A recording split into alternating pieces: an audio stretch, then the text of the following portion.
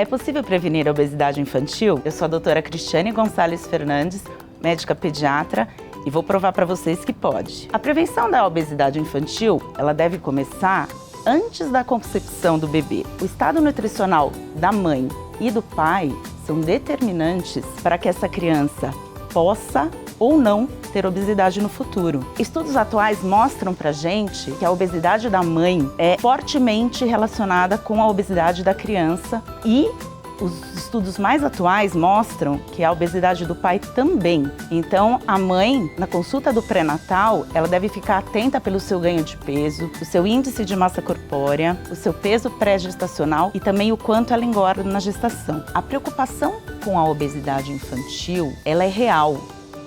Os números, eles estão aumentando bastante, tanto no Brasil quanto no mundo. E o que é mais assustador é que as crianças muito pequenas também estão ficando obesas. Crianças menor de 5 anos, existe uma prevalência de 3% de obesidade. E quanto mais nova a criança é obesa, maior a chance dela se tornar um adulto obeso. A questão do índice de massa corpórea da mãe, da obesidade do pai, esbarra num conceito que é da epigenética. A epigenética é a expressão dos genes sem a mudança do DNA. Então, hábitos como a dieta, hábitos de sedentarismo, eles podem mudar a expressão dos genes e essa expressão genética pode ser transmitida de geração a geração. O cuidado com a saúde dos pais antes de gerar o filho é muito importante na prevenção da obesidade. Em termos de prevenção de obesidade, o principal fator é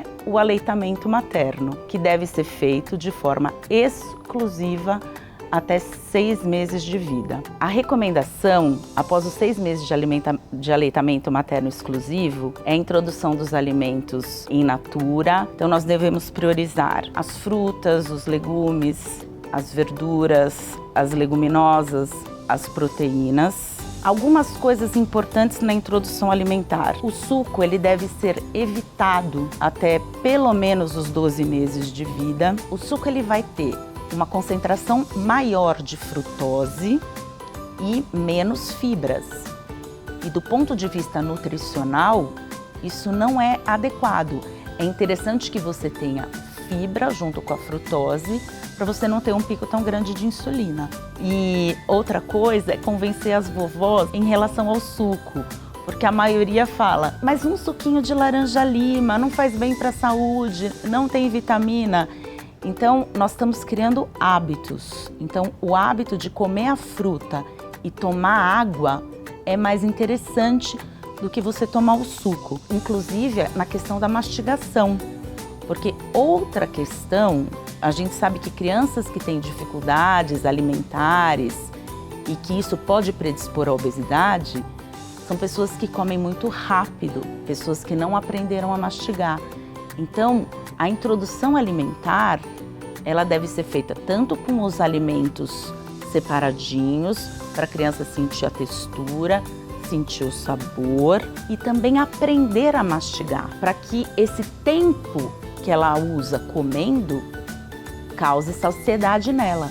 E uma coisa muito importante, o que a criança vai comer, onde vai comer, o horário que vai comer, os pais determinam. Se a criança vai comer e o quanto é a criança. Desde muito cedo a gente deve aprender a respeitar que a criança sabe a sua saciedade e acreditar que a criança tem o comer intuitivo. Ela come realmente o que ela precisa. Então, uma das coisas que a gente não deve é forçar a criança a comer. Prometer recompensas para a criança comer cria na criança uma relação desfavorável com a comida e também predispõe à obesidade no futuro. Dentro dos riscos da obesidade, o açúcar, quando ele é oferecido antes de 2 anos de vida, ele também pode criar um hábito alimentar inadequado. A tela realmente é um fator de risco para a obesidade infantil. Após a pandemia, nós vimos explodir a quantidade de crianças com obesidade. Então, isso foi uma coisa que nós vimos muito no consultório, ficou muito marcado. E o que a gente tem visto também? Essas crianças voltando à rotina da escola, voltando às suas atividades físicas, as curvas de índice de massa corpórea dessas crianças que estavam altas voltam ao normal. E muito as mães falam, doutora, a gente não tinha o que fazer. Então as crianças ficaram realmente muito na frente das telas. O correto seria evitar as telas até 2 anos de idade, porque elas vão fixar a atenção do bebê e o bebê acaba não fazendo as atividades físicas que ele deve fazer. Mas o que seria uma atividade física para um bebê? Basicamente, brincar e, se possível, brincar ao ar livre.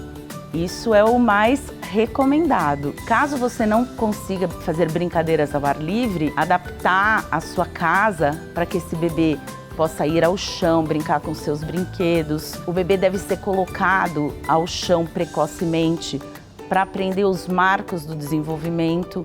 Isso tudo é prevenção da obesidade, o bebê se movimentar. Na consulta de puericultura, o pediatra deve ficar atento para todas essas situações. Se as refeições estão sendo feitas com a família, se as telas estão sendo evitadas. O fato de fazer as refeições em família, a escolha dos alimentos pelos pais, influencia sim no que aquela criança vai comer. A gente deve incentivar que as crianças cozinhem junto com os pais, façam as suas próprias receitas, criem memórias afetivas. Continuem acessando o canal Baby and Me.